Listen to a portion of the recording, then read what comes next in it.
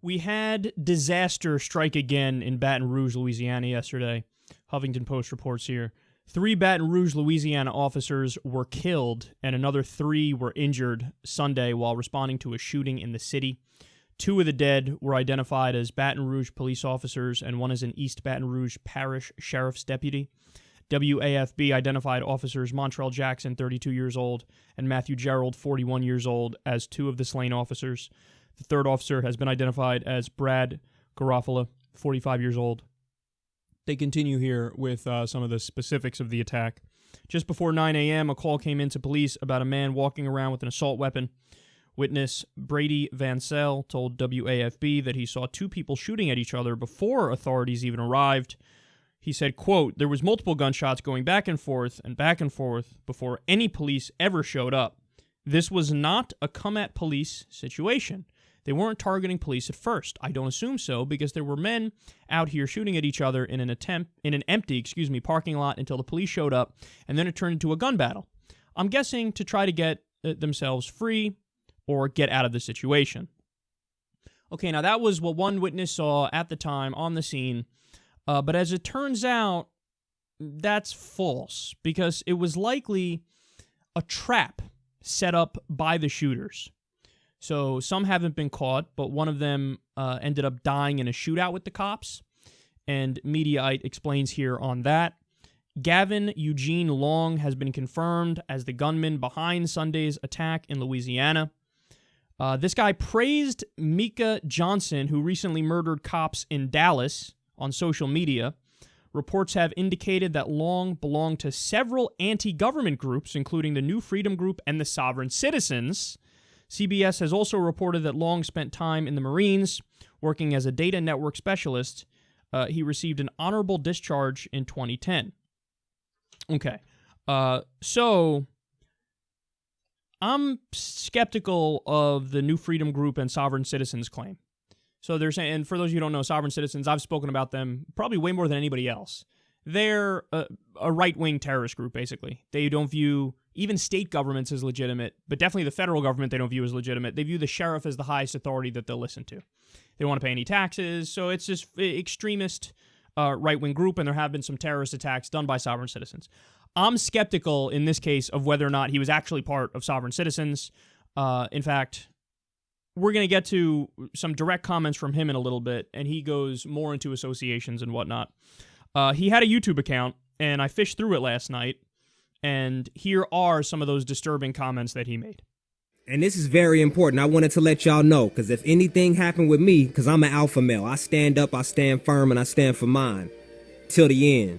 To the last day on this, in this flesh. But I'm not the flesh. I'm not the body. I have a body. But I just want to let y'all know, don't affiliate me with nothing. I'm not affiliated with the Black Business School, even though I might promote their business or something like that, or any of my friends, any of my associations. Those are just associations. I'm not affiliated with it. Yeah, I was also a Nation of Islam member. I'm not affiliated with it. Don't affiliate me with the money team. Some happen, they be like, well, yeah, we was with Floyd Mayweather. No, don't affiliate me with nothing. Black Business School, I was a Christian. I was in Africa. Don't try to say, oh, he was Africa, he was this and that. No. They'll try to put you with ISIS or some other terrorist group or anything. No, I'm affiliated with the spirit of justice. Nothing else. Nothing more, nothing less.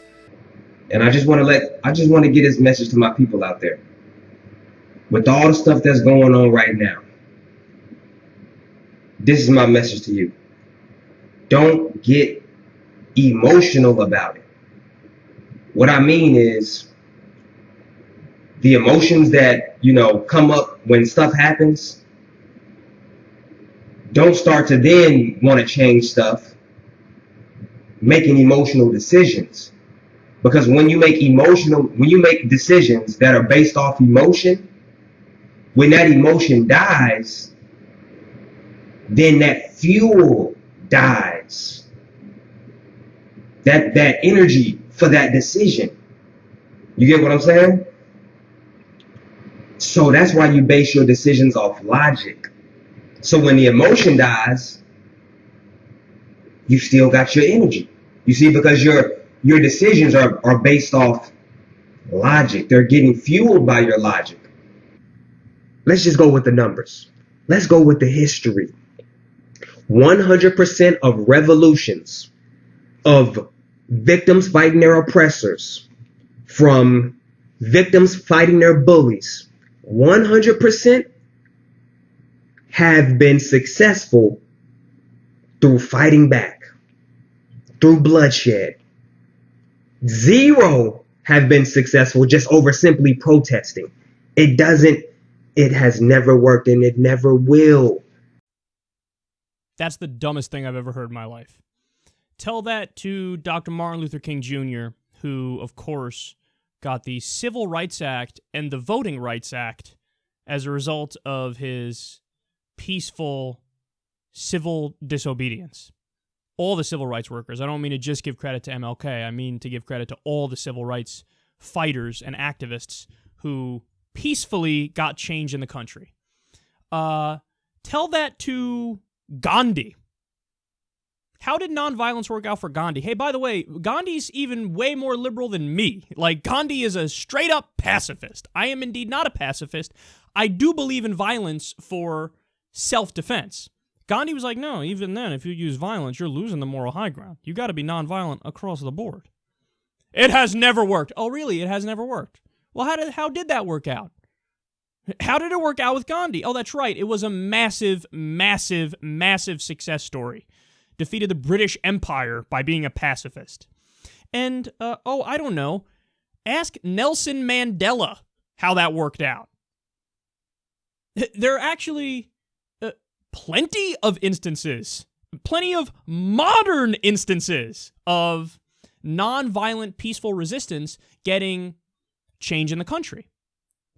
But this guy was blinded by hatred, and he said, no, I'm going to be violent. 100% of revolutions have been won through bloodshed. What fucking revolution are you talking about? What revolution are you talking about? What are you trying to fight? Who are you trying to fight independence from? What nation are you trying to set up?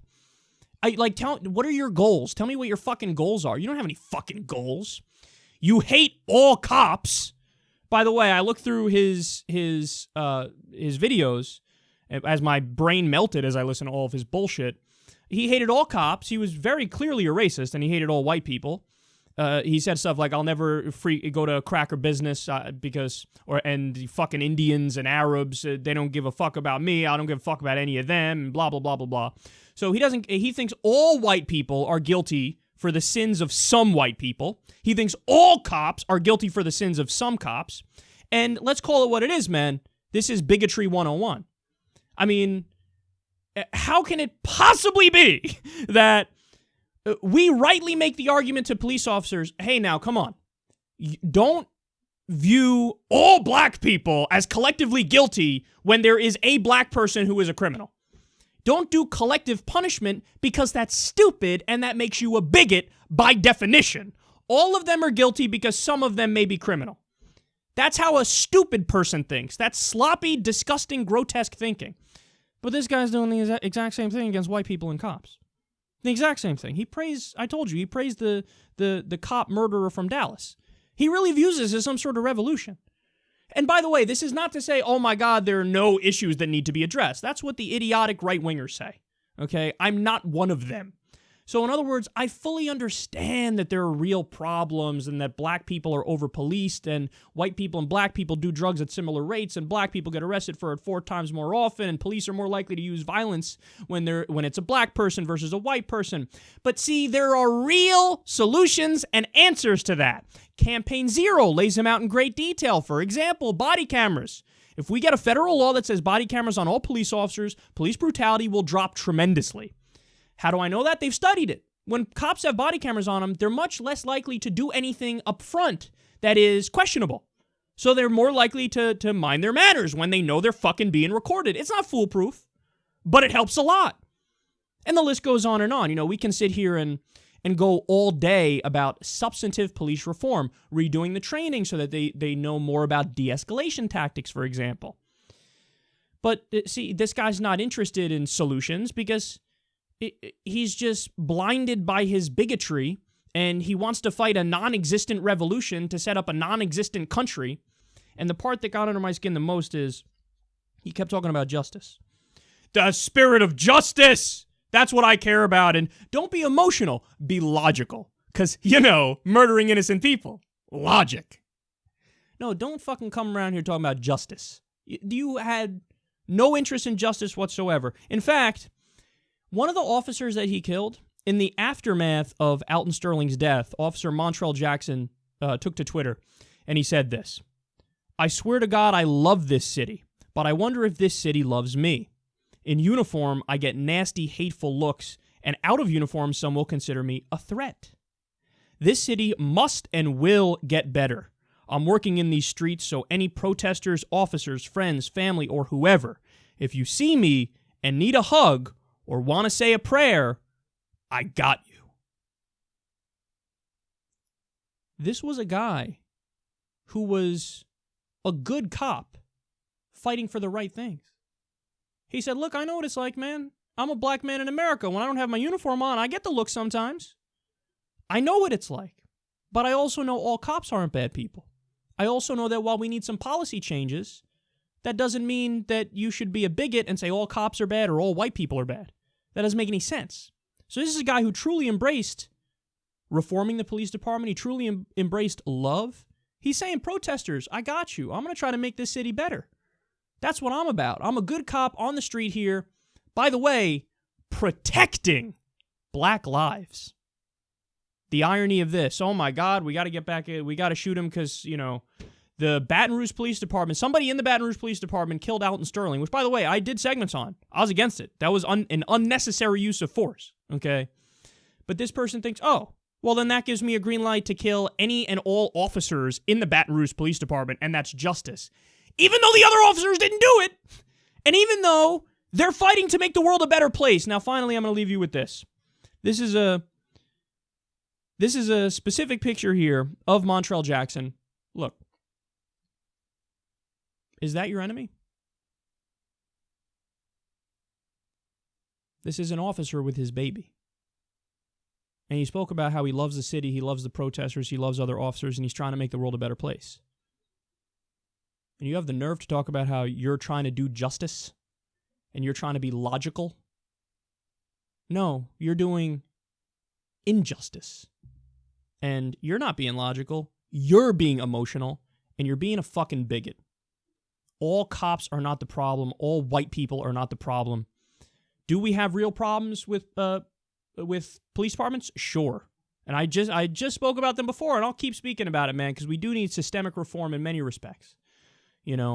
So, yeah, we can address those issues policy-wise and have rational ends while at the same time not embracing monumentally stupid and immoral bigotry. So not only do we need justice for people who are the victims of police brutality, as I often talk about, we also need justice for the officers who are victims. Because that is a thing. There is such a thing as officers being victims. And I want everybody to know I'm on the side of humanity. I'm actually going to stand up for justice. So when there are innocent black people being gunned down, we're going to stand up and we're going to fight on their behalf and we're going to try to get justice. When there are innocent cops being gunned down, we're going to stand up and we're going to fight on their behalf and we're going to try to get justice. Because we actually care about morality and we're not just playing for a side.